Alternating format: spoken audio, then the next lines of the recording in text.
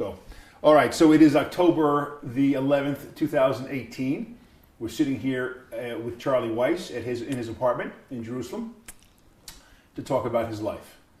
Let us begin with your childhood, where, when, and your family that you grew up with, and the people in your immediate family.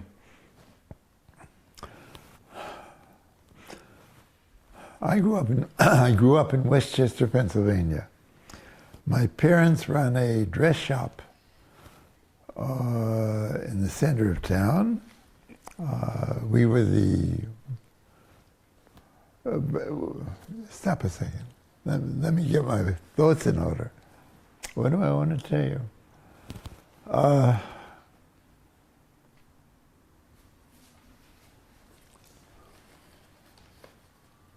Their names.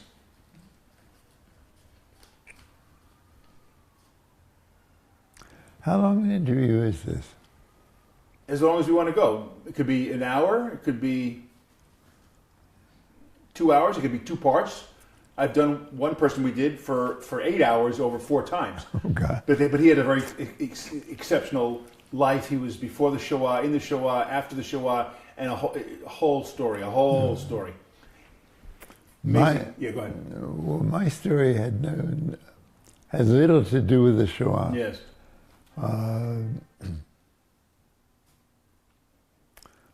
All right, let's go. Sorry. Go. I grew up in Westchester, Pennsylvania, a little town outside of Philadelphia. My parents, Joe and Anna Weiss, were Jewish, yes, moderately so. I had 2 brothers, both much older than me, and led a very sheltered life, as it were. My first venture into the outside world was when I was sent away to prep school at 16 to Mercersburg.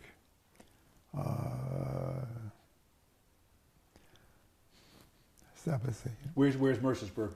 Western Pennsylvania. What kind of detail is it? This just general. This, you don't have to go into very exact detail. In general, your life, the Jewish life. If you said moderately Jewish, Moderately Jewish. what does that mean?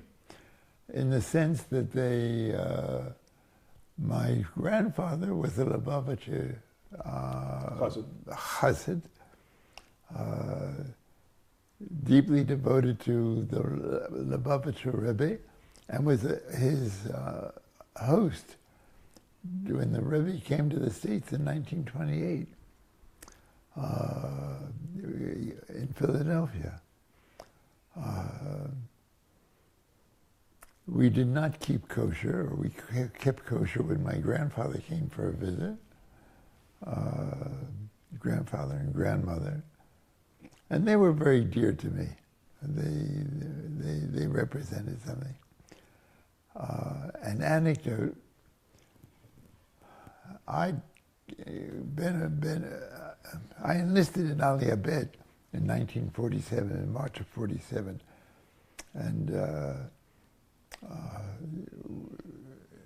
made 2 trips, was in Palestine in 1948 when a UJA mission came through. And the head of the mission was a woman by the name of Matilda Brailov. Matilda was my aunt, my mother's sister. And I arranged to meet her, and we met at the at the Katie Dan Hotel on Hayarkon Street. And she told me that my grandfather had died. My grandfather had died? I didn't know. I mean, I was cut off from all communication with the States for a whole year. And I'd picked up a smattering of Yiddish on the ships, talking to the people. I was dying to go home and talk Yiddish with my grandfather. And here he'd betrayed me.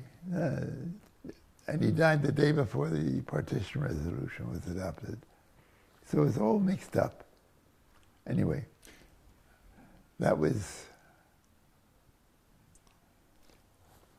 Can you stop it a second? Yeah. That's good. He was very important to me. Okay. We used to play pinochle together. Pinochle. Yeah. Oh. He, my grandmother, and my grandfather. Okay. Where'd you go to college? Okay.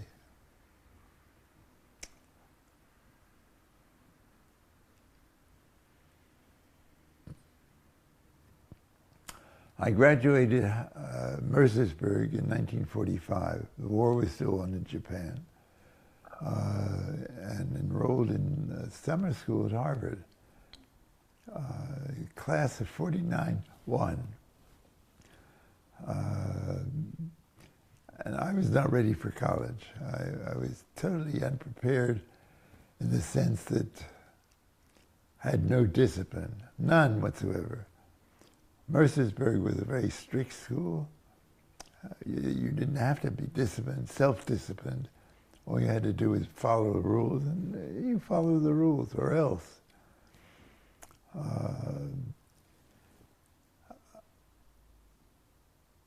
I was put on probation after my first semester.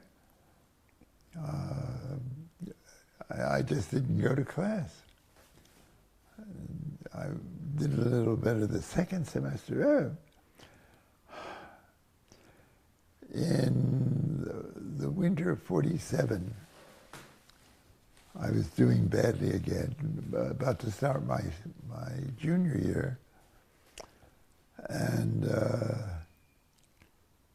a guy came from Boston, a lawyer by the name of Eddie Parsons, who had been living in Quablum and came back to the States, and he was more or less a recruiting agent for the Haganah. He gave his talk at Bet Hillel House one night, which I did not go to, but my roommate did. And he came back and he told me about this recruiting call for the Haganah. You go to Palestine for 1 year, work with the Haganah, and then you come back to the States. Sounded good. I was looking to anything to change. I was not very knowledgeable about Zionism or Judaism. I remember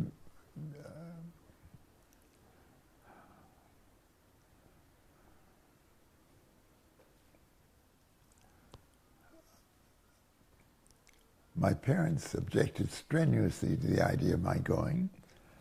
In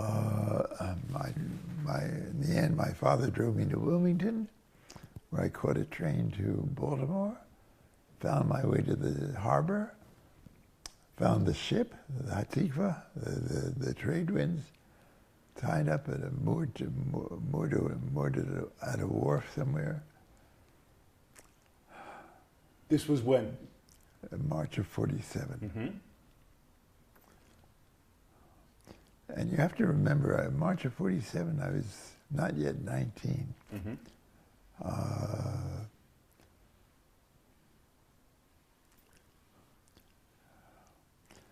Had no sea experience.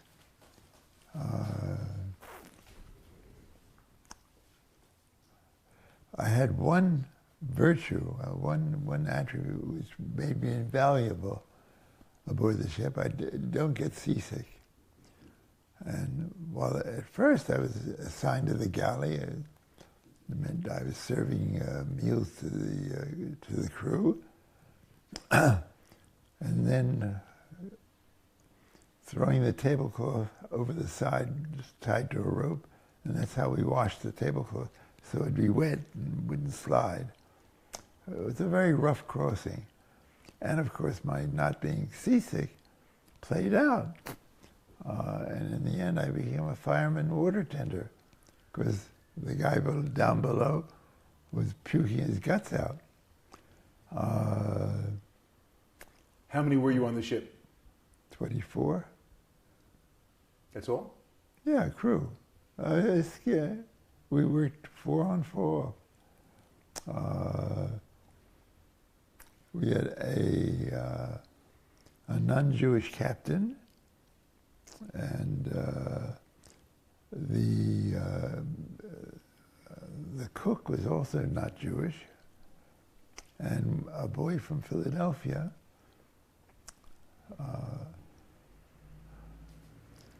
a Polish seaman.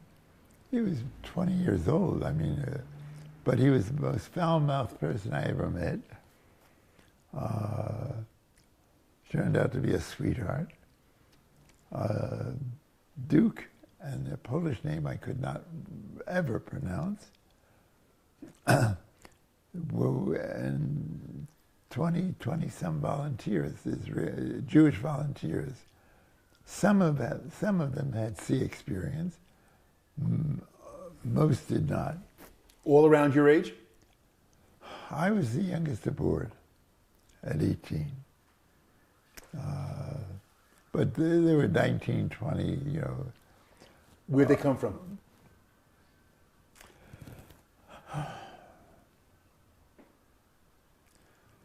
Mostly the East Coast of the States. I can't think of anyone who... No, they're all East Coasters.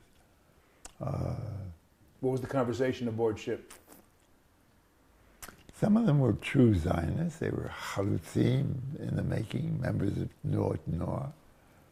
I had no connection whatsoever. And I incidentally I thought Jaffa was an alternate spelling for Haifa. I mean, I was totally unknowledgeable about Palestine.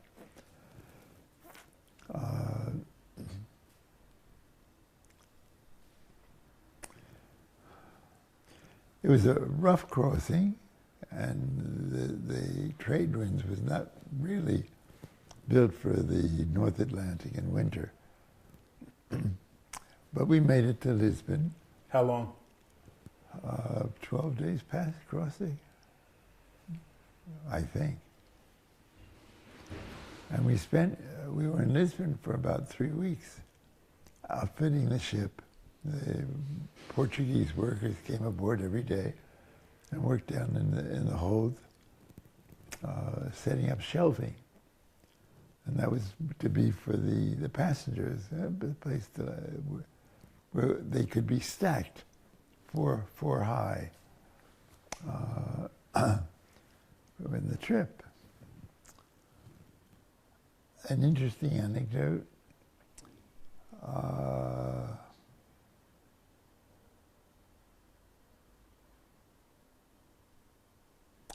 Stop it a second.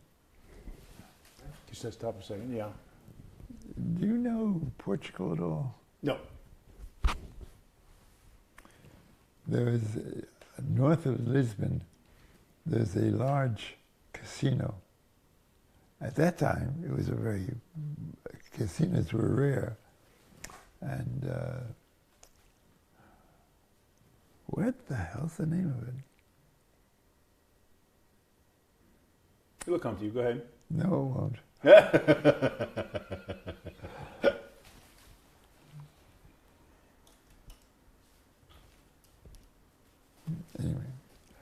Anyway, okay.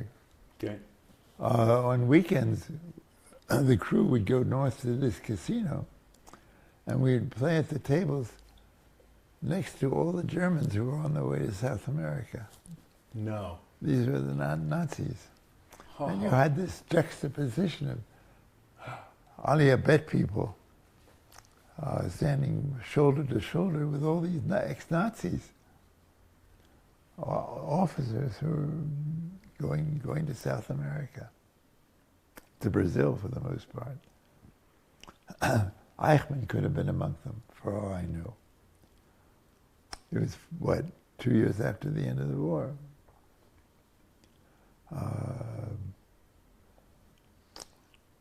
Okay, we... How did you know they were Nazis, by the way? They spoke German. They could have been anybody German speaking in 1947, German is a military bearing of that age group were why were they in Portugal? They were on their way to South America.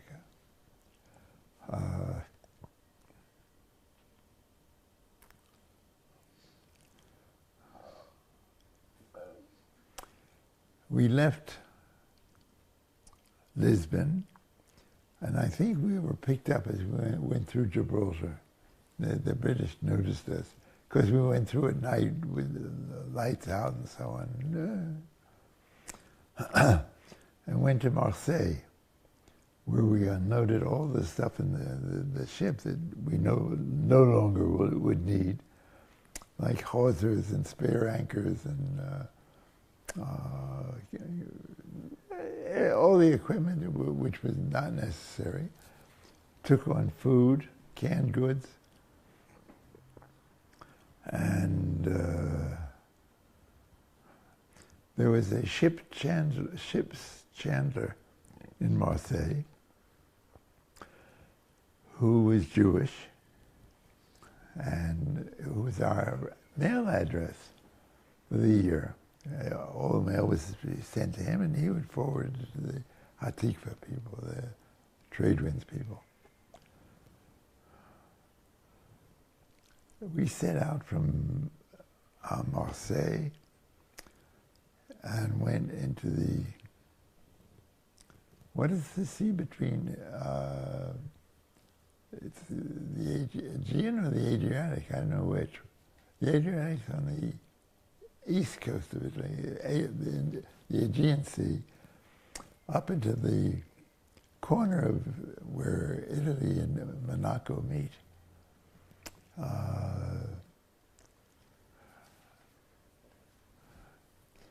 And on 2 successive nights, we boarded the people. One night... How many people? I think it took 1,450. 1,450. One night we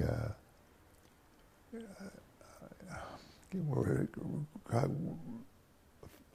coming in. We had a low draft. We needed something like 10 feet of water. We were in close to shore. And suddenly on the beach, a Magen David in fire lights up. And this was the signal, of course. And three boats, big rubber rafts, came out from the beach. And a hawser was attached to the ship and to the beach. 3 hawsers. And then these big rubber rafts came out, hand over hand, Israeli palmach types, broad-shouldered, bringing them out hand over hand. And they scampered aboard the ship into the holds. And in 20 minutes, we loaded for 700 people. And the next night, it was, we were cruising along, blacked out, of course, and 3 dark shapes come alongside, 3 large fishing boats tied up, people clamber aboard, and another 750 people that night, and we set sail for Palestine. From Spezia. The lights of Spezia were in the distance. You could see it on the horizon. That's northern Italy.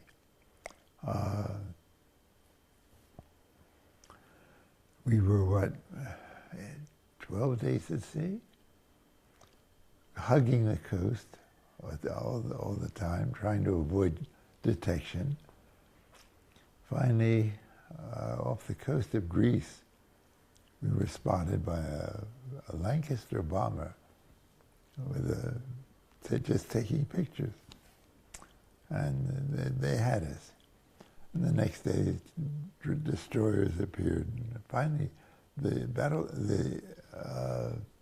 the cruiser Essex,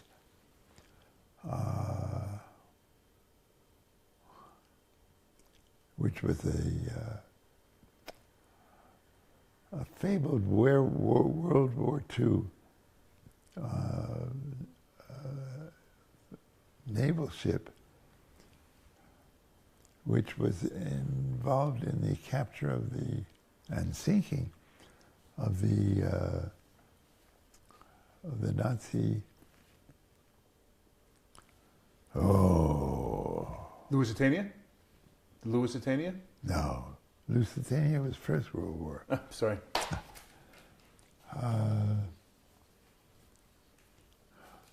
It was a battleship that had sought refuge in Montevideo, and the British blockaded it, and eventually it emerged and was sunk. Anyhow, the Essex was one of the ships that came to escort us, and they came alongside and told us, "Do not attempt to enter Palestinian waters." And we gave the usual rude reply and continued on our way. Somewhere off the coast of Lebanon, they boarded us, and inside of minutes had taken over the ship. We had gone to great extremes. We had welded angle irons to the sides of the ship, and 4 angle irons in a pyramid to keep the destroyers away. Well, they crushed them like paper. The Marines jumped aboard. Inside of minutes, they had taken over the bridge. They dropped the tear gas pellets down into the engine room, and so we had to come up. All sweaty and greasy and dirty and everything. We mixed with the rest of the smelly, greasy, dirty people on board, and were taken to Haifa. Before leaving the engine room, we had to disable the engines and the fires, put the fires out. They had dampened the fire, flooded the boilers, all sorts of things. Made it impossible for the ship to operate, and they had to tow us in. We got to Haifa. One member of the crew did manage to escape, swim ashore, and posed as his brother, who was a student at the Technion.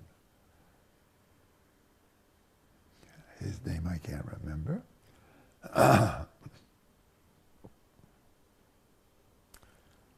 And he succeeded in remaining in Palestine. He was picked up by the police, but cleared.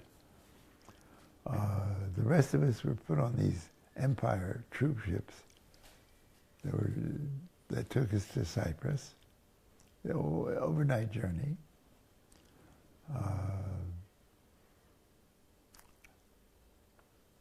And we were in Cyprus. We were in the Zimmerlager, the summer camp, which was on the beach near Famagusta.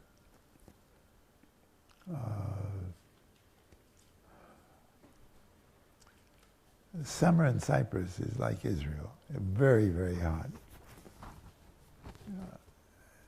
And what was one thing and another, I developed a skin disease called scabies, which comes from dirt and what have you.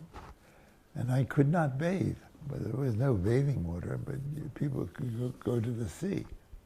The inmates of the camp could go down to the beach and go into the water. Under guard, of course, but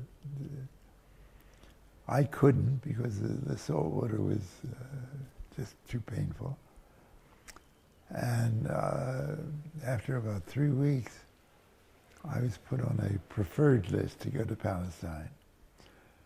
At the time, the British were releasing 750 inmates of Cyprus and 700 people with certificates who could enter Palestine legally. And I was put on the list, you know, a problem to find a name, to go to Palestine.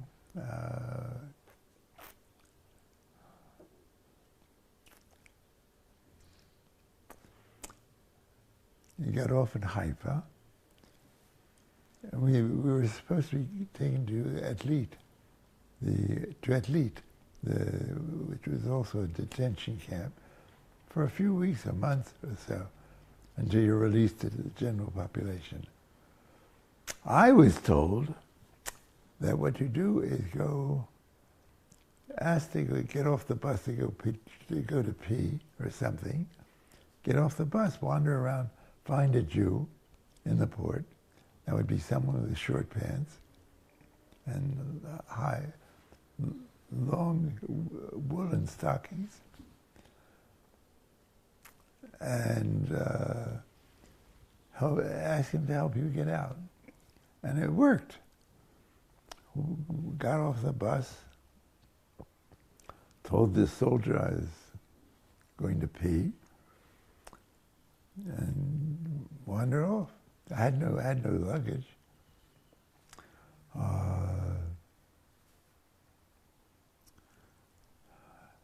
Had an address. Rehov Namal, I think 54, I think. And it was the offices of Solel Boneh. And I don't know whether the name Davidkin Ameri means, he was a big macher in the Mossad Aliyabet, and afterwards Director General of the Ministry of Transport. Okay, doesn't matter. Went up to the fourth floor of Rehov, which is just outside the port.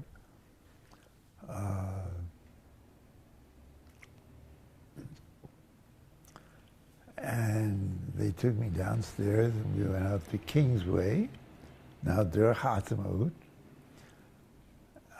Stopped an Arab street photographer, took my picture, went back upstairs, puts it on the floor, rubs it around a bit, fakes me an identity card with a false stamp, a false name, what have you, and I was free to go. What was your name? I had 12 different names in that year, 12, with papers to boot, to go with them.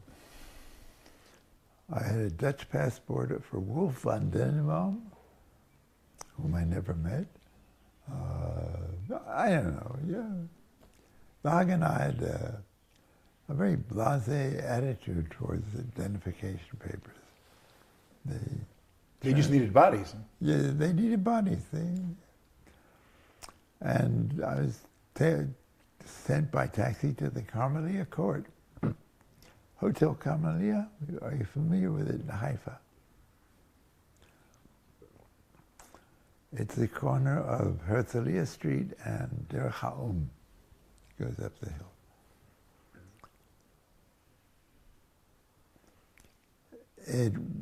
And we were there for a few weeks. I landed in Cyprus on May 17th and celebrated my 19th birthday a week later in Cyprus.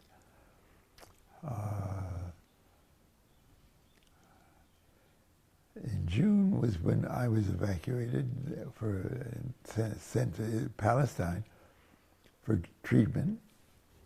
And every day I used to go to Kupat Cholim in Rov Hechalutz and be bandaged up.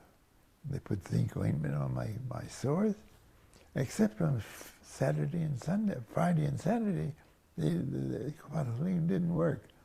So, and they weren't healing these sores. They were just abscessed, and I still have the scars.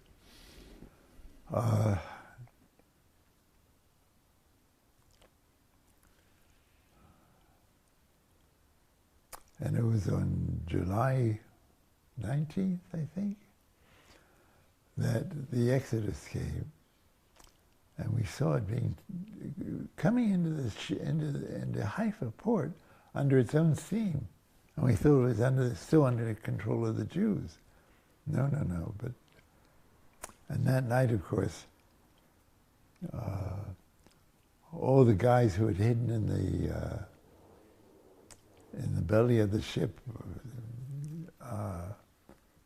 the sailors, the volunteers, amongst them Ike Aronowitz, by the way, and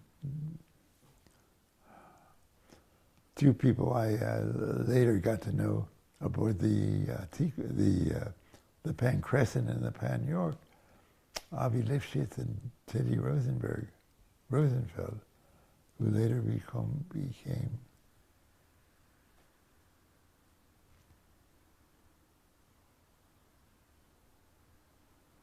Teddy Vardy. Murray Greenfield? Murray Greenfield was one of the ones who escaped. No, Murray was left behind in Cyprus. He came when the entire crew came. Hal Katz. Do you know Hal Katz? He was legal advisor to the Ministry of Defense for a long time and became notorious when it was his apartment in Washington that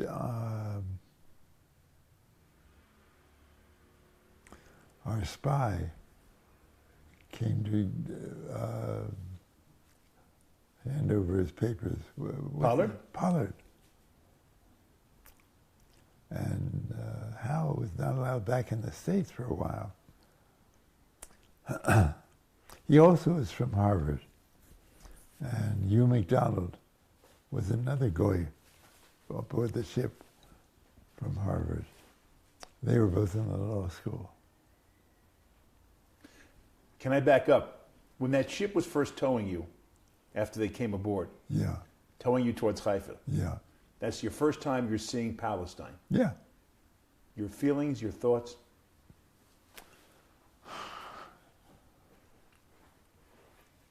Gee, isn't Haifa a beautiful city? No, there was no. No sense of, oh, so this is what I signed up for. Now I'm here. Now I'm home. Now I'm nothing? No. I was not the normal Zionist recruit. I didn't come ideologically motivated. I was personally motivated. Personally motivated because you wanted to change from Harvard because you weren't a good student. Right. But was it also you also wanted to be part of the venture of whatever was going on? Yeah, it was exciting. Don't forget that I lived on campus at Harvard with all the GIs who'd come back, who had seen life, seen action. Two of them lived across the hall from us. And would tell the war stories. And tell their war stories. This was my war story. This was... that was your covenant when you left. In other words, you wanted to have war stories, the experiences to... I didn't know what the experience was going to be. I thought it was a year in Palestine serving with the Haganah. What they entailed, I didn't know. I had no idea. But it meant learning Hebrew, I guess. Learning to practice with weapons, I guess. I don't know. I was on the brink of a life-altering decision, totally ignorant of what the future held. And I played it by ear. I mean, what happened, happened. They told you to go here, you went there. You did this, you did that.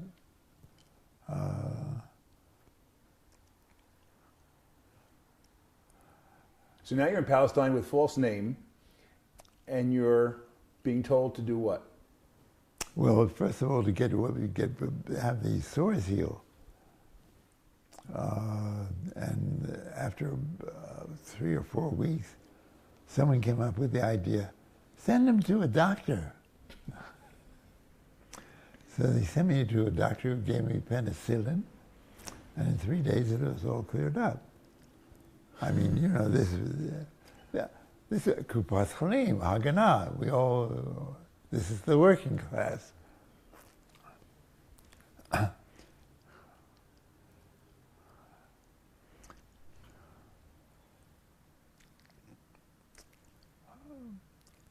I said I wanted to go back to the States. No. Oh, no, this was the summer of 47 still. Okay. I wanted to make another trip. So they arranged a passage on a Greek freighter or a Greek passenger liner, touched at Haifa, Cairo, Marseille.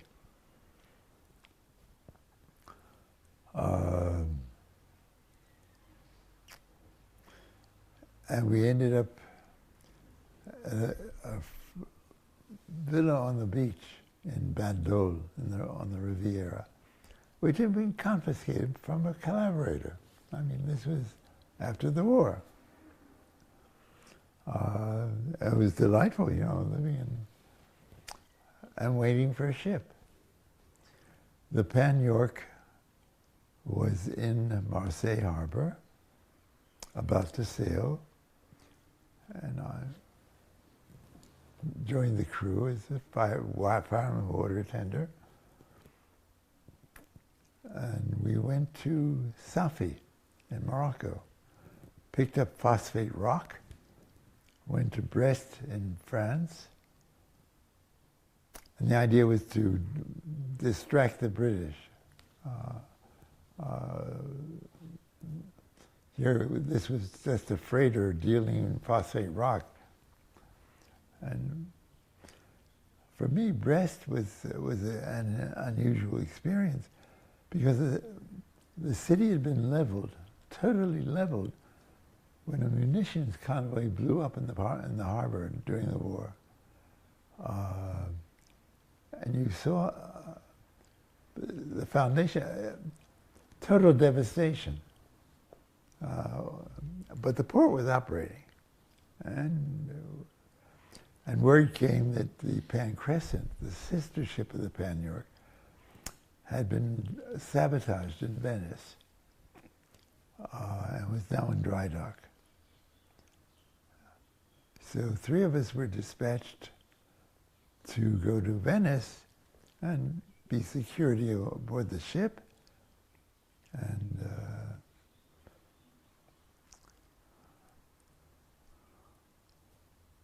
so we went from Brest to Paris, picked up our false papers there and money.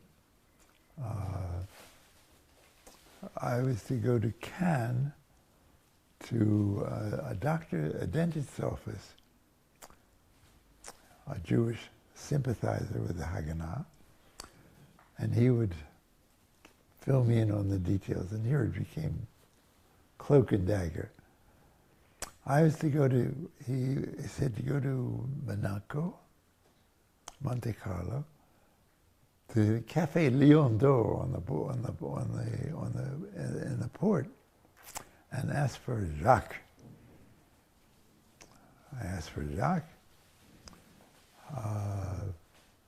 My French, which was high school and college French, was not good enough, so I spoke to him in Yiddish, which I had better command of speaking than French. And he knew enough German that we could communicate. This is 2 years after the war. He was to row me out into a motorboat. I was to give him 75,000 francs, which at the time was about a few $100. It was before the new francs were issued.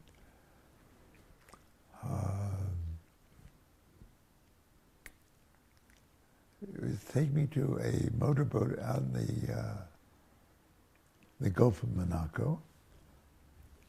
We'd go to a meeting point in the middle of the Gulf where he would transfer the real cargo, these enormous cases of cigarettes, smuggling into Italy,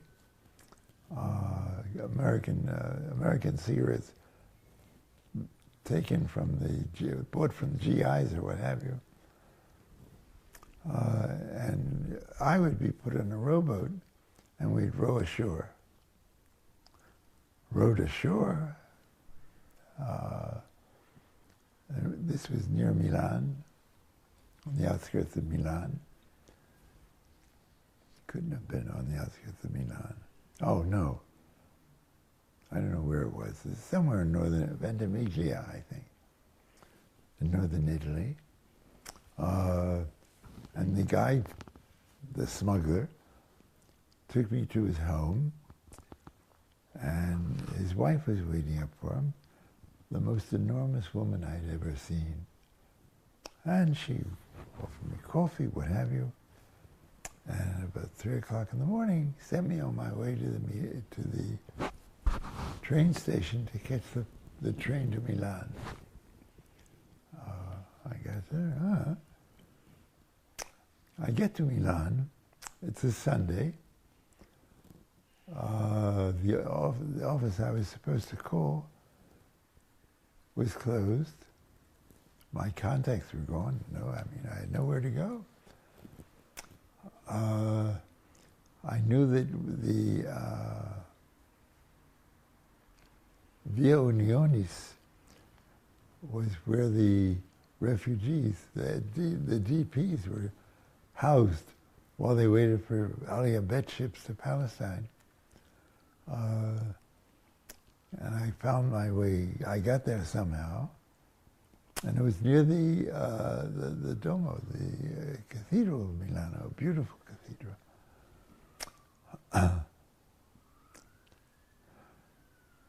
I remember it was an all-night affair. It was on the eve of elections in 1947, and the communists were set to take over Italy. And the plaza in front of the Duomo was packed. Everyone speaking, everyone shouting. What did I know? Eventually, I hooked up with the Shushu people, and again, they were living in a villa confiscated from a car operator outside Milano, and we went there for a few days.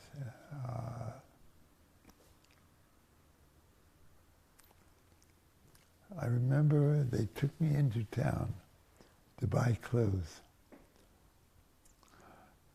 And I bought a Egyptian cotton raincoat, which for me, oh boy, Egyptian cotton. And a pair of shoes, the biggest I could find, but they were killing me. I had to take them off, go back to sandals.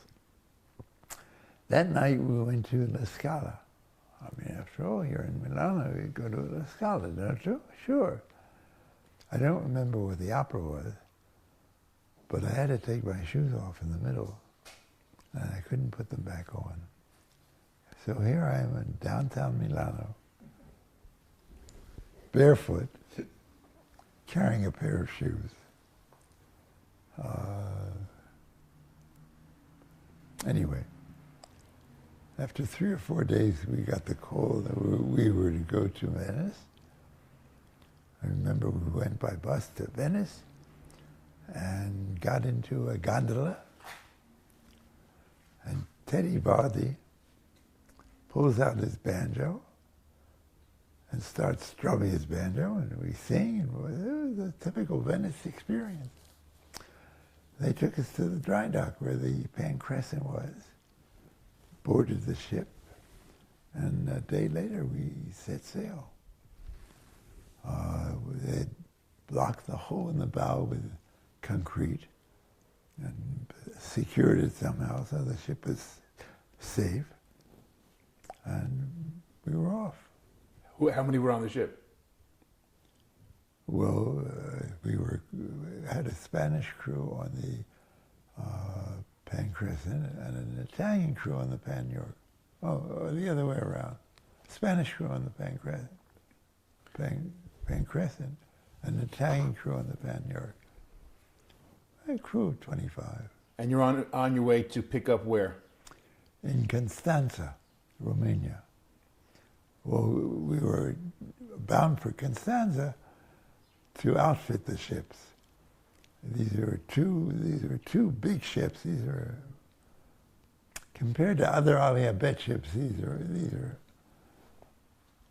the Queen Mary.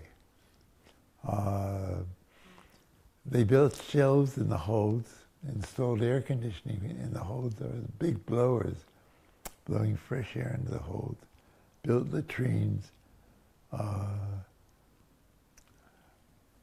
In the end, we carried 15,000 people, the two ships. We spent 3 months in Constanța, building the ships, building the shelving. And in December, this is after the partition resolution, went to Burgas in Bulgaria.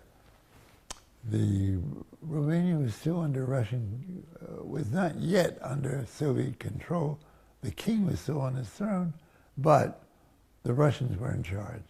And they didn't want the record of exporting Romanian Jews from Romania. They were sent by train from all over Romania to Burgas. These are survivors, Holocaust survivors? Most of them weren't. Romania was only, the concentration camps came to Romania late in the war. Most Romanians had not been in the camps. Okay, there were about a quarter of the people who boarded in Burgas who were concentration camps, displaced persons. The rest were all Romanians. And a contingent of Bulgarians who were sent there to keep order. They were incorruptible, and they didn't speak Romanian. Perfect. The boarding took 3 days. 3 days where trains came puffing in, covered with snow, by the way. And people piled out, went up the gangways to the ships, crawled into their bunks, and stayed there. 3 days. Finally, we set sail. It was getting on towards Christmas. Yeah. It was Christmas Eve, I think.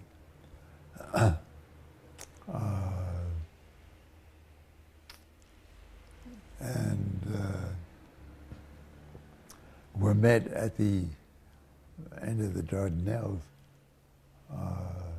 by British flotilla and told that do not attempt to enter. Some negotiations went on, and it was finally agreed that the ships would go straight to Cyprus, not make the attempt to land in Israel. And it was foolhardy to try. I mean, 15,000 people aboard your...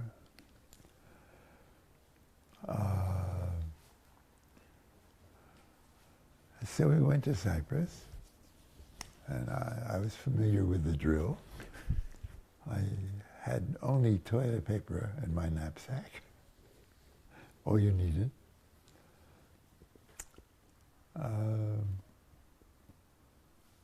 And the people from Latifah were still there.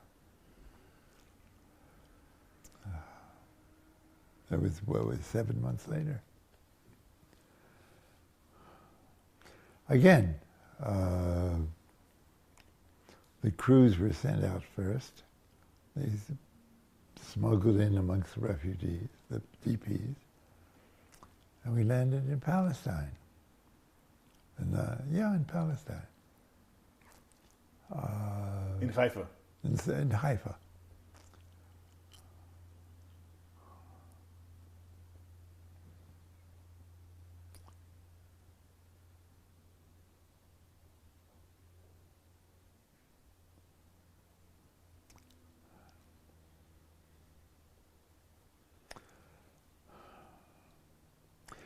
About this time, I said I wanted to go home. My year is up. March to March. And so they got a ticket, one-way ticket back to the States from France. I had to go to Marseille, not from Israel, not from Palestine. And there I had to get a passport. And I got a one-way passport. Ever seen a one-way passport? Good only for passage to the United States. And I went, flew home, met my family, we were all very excited and what have you. Hadn't seen them for a year. And boy, did I have stories to tell. Can I just back up for one story? Where were you on November 29th? In Constanza. And what was that day like, knowing that the UN was going to vote? Well, we listened to the vote. We were, 7 hours later? It must have been 3 o'clock in the morning or something when the vote came through. And we all marched downtown to the Carlton Hotel, which was the local nightclub, whatever, where all the Russians gathered. It was the only place with lights on in the town. And we danced the hora. It was. So then you were certainly caught up in the spirit of Zionism. Yeah. By this time I was indoctrinated.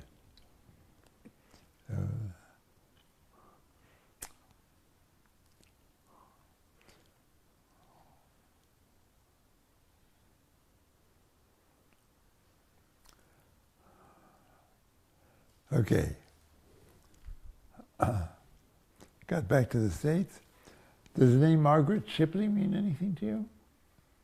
Okay. She was the State Department Gorgon who took passports away from all suspected communists and what have you. She became a famous personality in her own right. So I was interviewed by Margaret Shipley, who gave me she realized that I was very, very young. This was an aberration. I was not really going to sabotage the United States. I was entitled to a passport. And she gave me a passport. I'm looking up the notes that you sent. I just lost it. It was on here. Anyway, go ahead.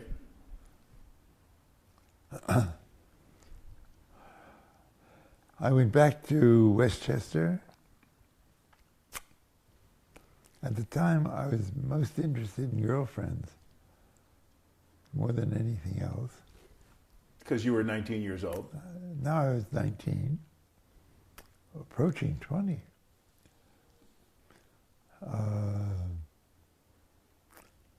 Had a girlfriend from camp who was 2 years younger than I, 3 years, who lived in New York. And I got a job at Macy's selling sunglasses and stayed in my aunt's apartment in New York City, in Manhattan, to be next to my girlfriend. Okay.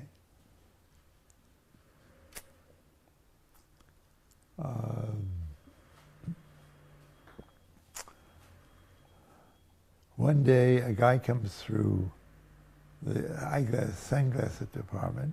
Charlie, Herbie, hi. A friend of mine named Herbie Weiss, no relation, from Wetzler, whom I knew from camp, wanted to talk about going to Palestine. It was Israel, going to Israel now.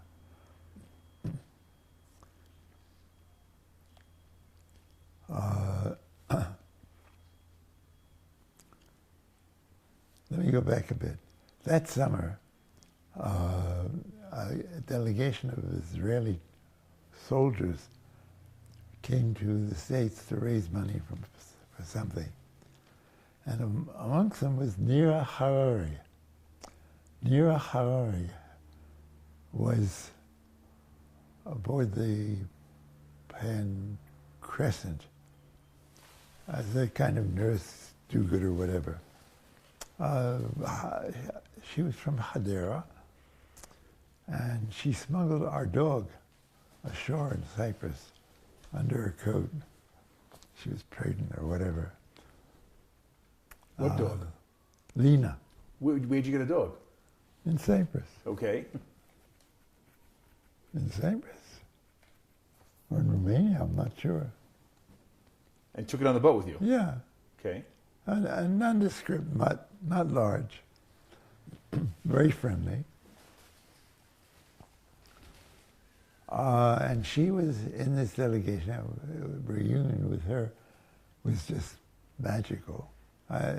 She was a lovely girl. And that was another reason I would like to go back to Israel. She was the kind of person the kind of Israeli you wanted to be like, and to like. There was something about the Palmach, which was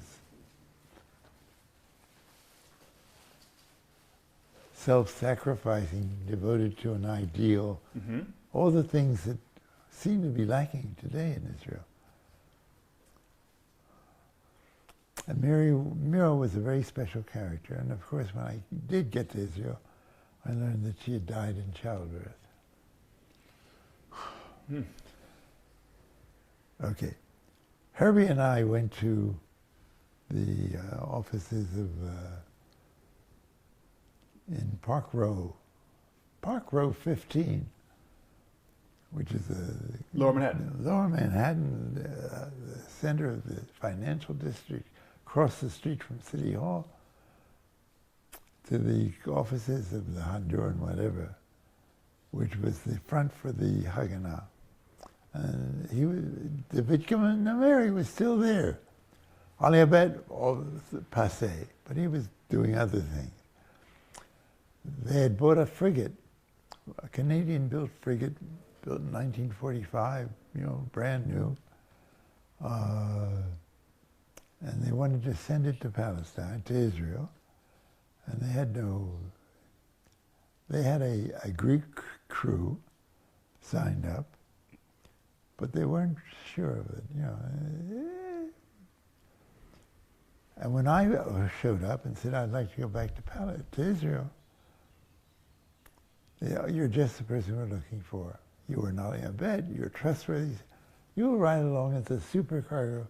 You don't have to work, nothing. You just watch how things go. And when the ship crosses the meridian on which Marseille lies, you can radio us and we'll pay for the ship.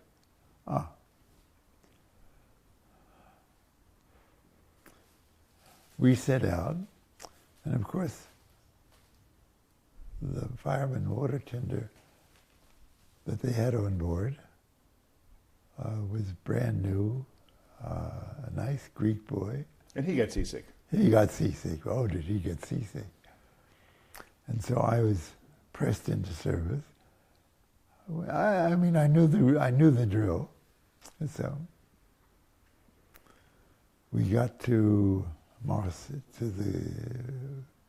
we got to the Mediterranean, and the captain told the crew that they were going to Israel, not to Marseille. and they mutinied. They said, we're not going to we're not going to Israel, we're going to Marseille as we signed up for. And the captain, he put into Spanish Morocco, Ceuta. And we spent the night arguing, they spent the night arguing in the metro. And in the end, they put into Marseille. And I was left in charge of the ship. The crew walked off, the captain walked off, everyone walked off. I was left in charge of the ship with not very much idea of what to do with it. Fortunately, the Haganah, or the Israel, probably the Defense Department, Ministry, had a shore engineer in charge in Marseille. He came aboard, he smelled smoke, and apparently he said the bilges are on fire. A lot of oil collects in the bilge and floats on the bilge water, and that was on fire. And we spent the first hour or so crawling behind the still hot boilers, dumping cans of carbon tetrachloride, which itself was poisonous, and putting out the fire. And we did.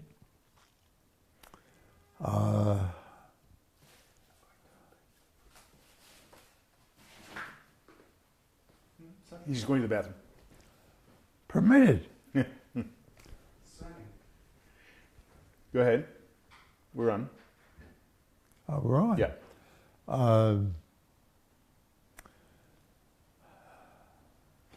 I contacted the shoo-shoo people I knew. Went to Paris. They arranged passage for me on the Transylvania, which was the Romanian ship taking refugees, DPs, legally to Haifa. And landed in Haifa. No questions asked. What day do we are? February 7th, 1949. Mm-hmm. Yeah.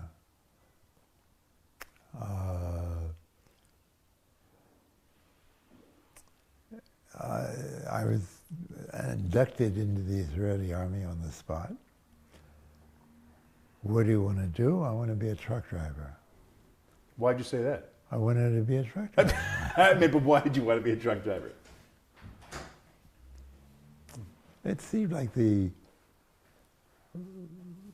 Safe thing to do. No, like the... I don't know, I wanted to be a truck driver. It's not a desire that sprang up unprecedented in Haifa. No, I wanted a job as a milk truck driver in Philadelphia. Anyway, in the army I was sent to Bat Galim.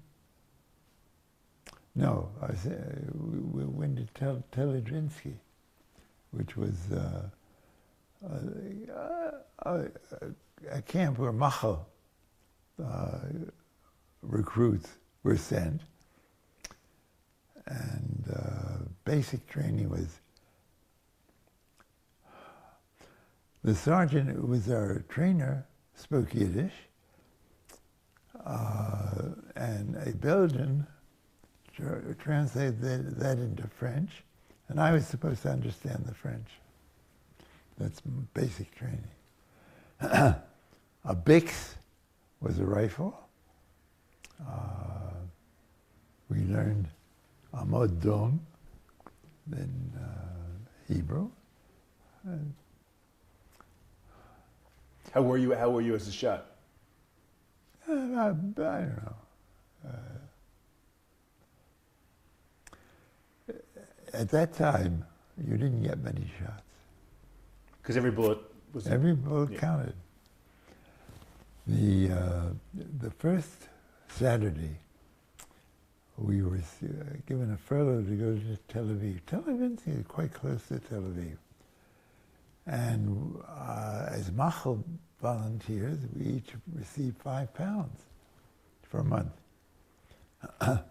And I get on the bus to go to Tel Aviv, and it was a bus that had been captured from the Arabs with a very low ceiling. I couldn't stand. I hunched over. And some cute little redhead got up and gave me a receipt. And in July we got married. That was, and she became the mother of my 4 children.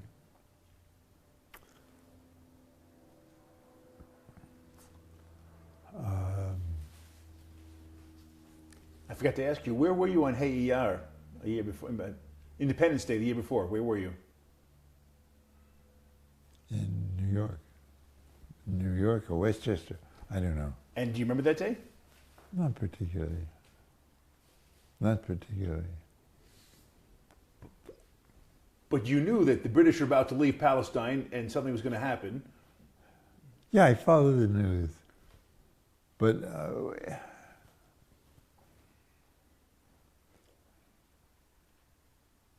yeah, I mentioned I was excited. I don't know. I don't know. It's not the same thing as dancing down to the local bar at 3 a.m. for the partition vote. Well, that was something else. Yes. I was then in a company of Zionists. In Westchester, there were no Zionists.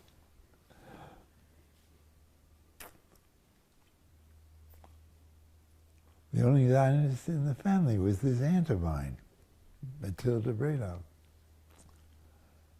So now the summer of 49, now you've gotten married. Gotten married, got discharged from the Army. After how long? 6 months. They gave me credit for a year of service in Aliyabet. And 18 months was the term of service at that time.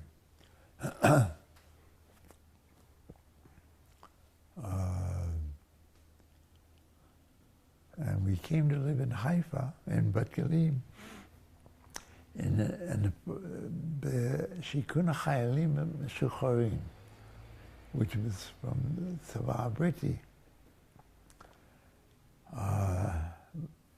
My wife's Varda's aunt was married, had been married to a guy who had been in the British Army during the war in the brigade.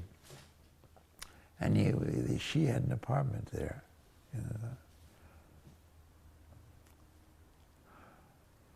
We shacked up there until we got married. Then when we got married, we moved in.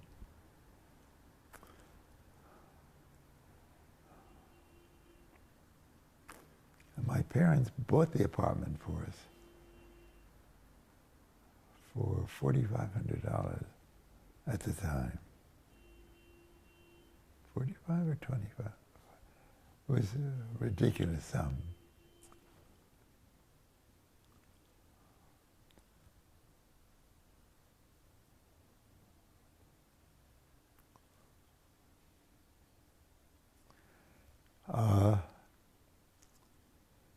First, it was next to the camp, the camp I was in Bat Galim. Cheek by jowl to the camp. And it was also convenient.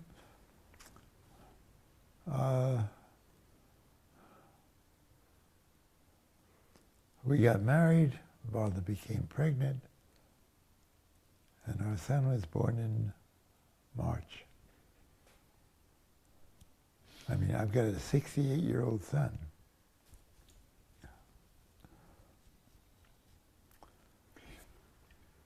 At this point, you're thinking, you must be thinking, I'm no longer on an adventure, I'm now made my new home. Yeah. When did that switch go from the adventure to Israeli? I got a job at Shemin. My father-in-law knew the manager of Shemin from his old days in the 1920s when they were both in Gdud Avodah. Protection started way back when. Protection started way back then. And my experience as a steam fitter aboard ships earned me I became a mechonai at Bet Choshet Shemen.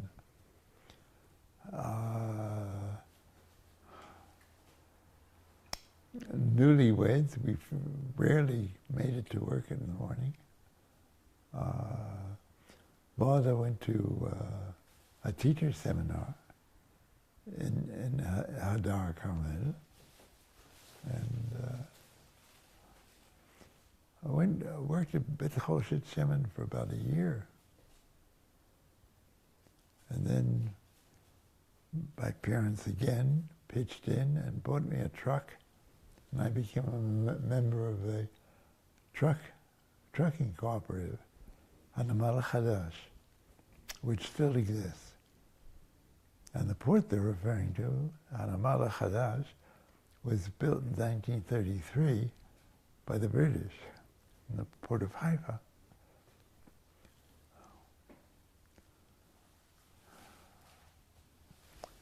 And I was a member of the cooperative for 3 years until my wife wanted to go back to the university, or wanted to go to the university. Stop there. I want to back up. I want to ask you a question that's very broad, but we'll either narrow it as you decide. What was the country like in 1949, a year into its existence, trying to build a state? What was it like? What was it like? What was it like going to Makolet? What was it like living in? What was the country like? Going to Makolet was an adventure with ration books. There was austerity. Dov Yosef's Sena. Austerity. And raising a child, a newborn, on 1 egg a week, a liter of milk. That was your ration, 1 egg and 1 liter? Yeah. Couldn't have been. I think milk we got more. We didn't have a refrigerator. We had an ice box. And ice was delivered every morning on the doorstep. And if you were late getting in, you got a puddle of water.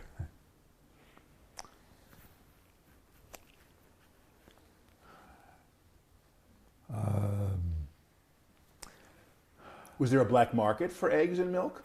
And how?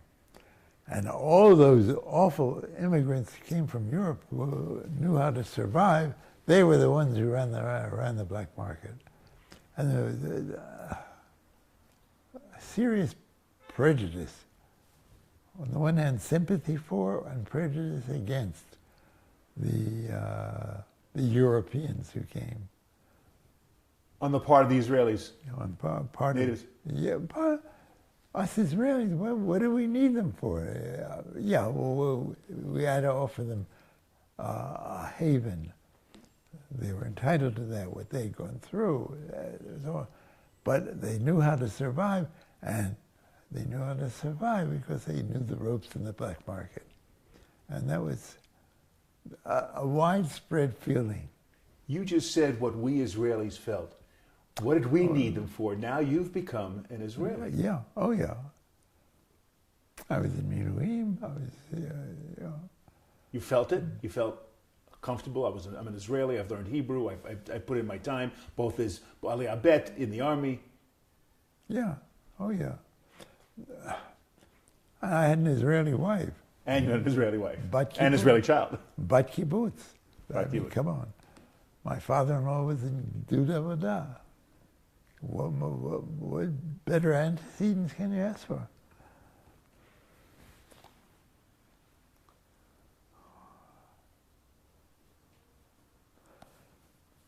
And do you look back now and say, how the hell did we do it?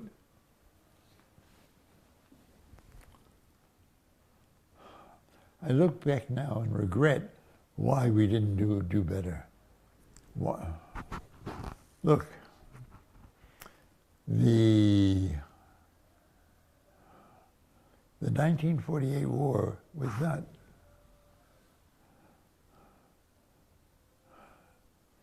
not forgotten. We lived it. We lived it. 1% of the adult, 1% of the population died. Hundreds, thousands were wounded. You know, everyone had someone who you knew who died, was killed. Why Israel did not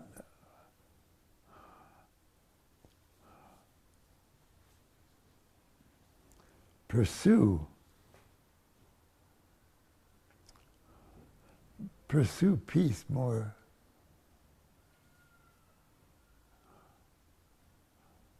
with greater vehemence, with greater intensity, with perseverance. The only one who seemed to have a feeling for you don't make peace with your enemy, you make peace with your enemy by giving him something. Moshe was Moshe Shertok, who offered 50,000 refugees, 100,000 refugees, take them back. But just like in '67, Israel was too intent on digesting what it had captured than trying to figure out how to make itself a presence in the Middle East, and not a foreign body. Was there any, do you feel there was some reciprocal country that would have been able to bridge that gap?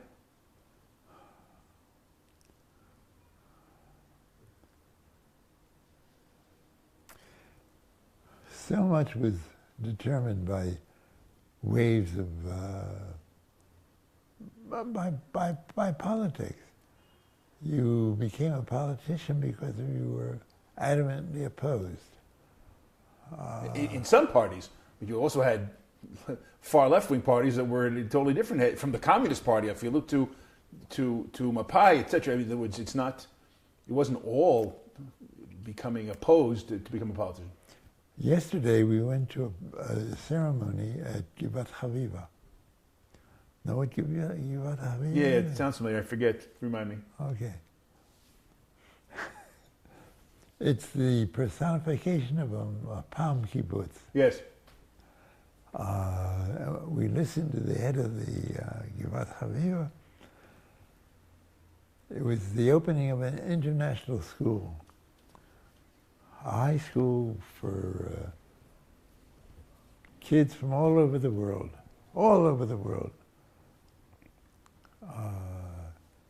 and they were going to be forerunners of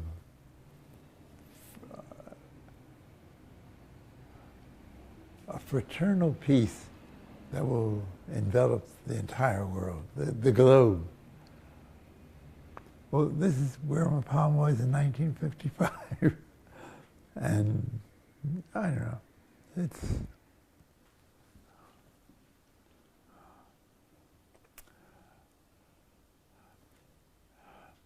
People have yearning, better yearnings. They really want peace, yes. But they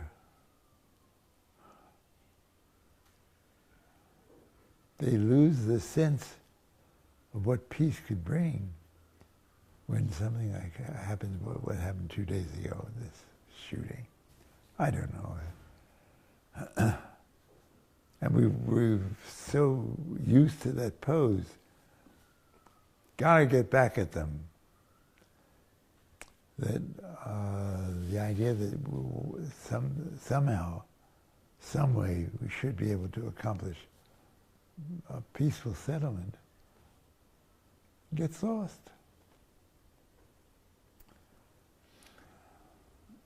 I want to ask you a question. You've been a fantastic interview. Has it been good for you too? Have you enjoyed this? Yeah. Okay, good. Who wouldn't? Huh? Who wouldn't sit here and talk about yourself? Drag up memories. I can see it in your. I can see in your eyes when you're starting to recall. It was fantastic, but you really did a great job.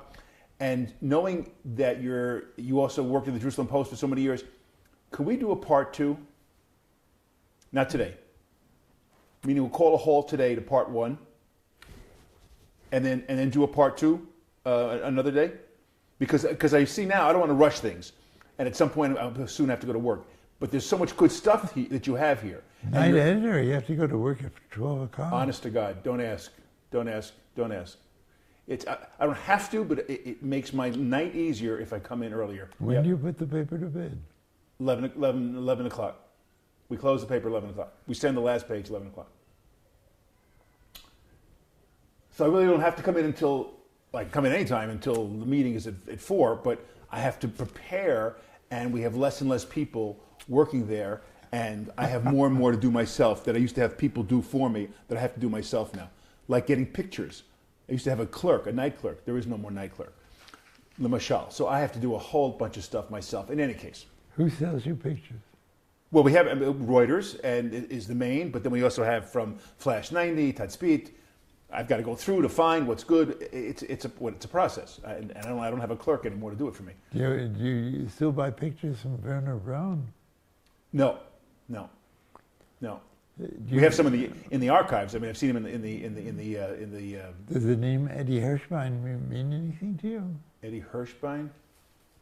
No. Okay. He was a photographer. Yeah. They used to come in for £10. You'd buy a photo. Yes. Buy a photo for that. Yes. Send it to Pikovsky to be engraved. Pikovsky. No. Across the street from the Jewish agency. Uh-huh. On Tiernik Haven was our engraver. And we were talking hot lead. Yes. I didn't work on the paper when it went over to cold type. Cold type. No, so because you were involved in the paper, like so you were living Israeli history all those years, etc. So I do want to talk about this. So we can do a part 2. Is that good? Is David Gross still alive? I don't believe so. He lived in a village right outside Yerushalayim. I forget, but I don't think so. He would be, my God, he would be 100. Yeah. He was older than I am. Yeah. Bet Shemin. Yeah. I think so. In any case, okay. So let's call a halt for today. Okay. And we'll arrange. I've got in 2 weeks. I have to go to New York. If we can